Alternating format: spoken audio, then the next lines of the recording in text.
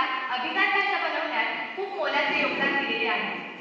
माझ्या मराठीची गोड मधाळ वाणी, माझ्या मराठीची गोड मधाळ वाणी, मराठी भाषा माझी संपूर्ण महाराष्ट्राची राणी, संपूर्ण महाराष्ट्राची राणी.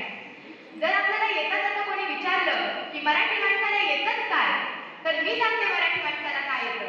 मराठी माणसाला हिंदवी स्वराज्य निर्माण करता येतं, मराठी माणसाला राज्यघटना लिहिता येते, मराठी माणसाला भारताची पहिली महिला डॉक्टर बनता येतं, मराठी माणसाला भारताची पहिली महिला शिक्षिका बनता येतं, मराठी माणसाला भारताची पहिली मुलींची शाळा काढता येते, मराठी माणसाला पाचवगायनातली सम्राज्ञी बनता येतं आणि मराठी माणसाला भारताची पहिली महिला राष्ट्रपती देखील बनता येतं.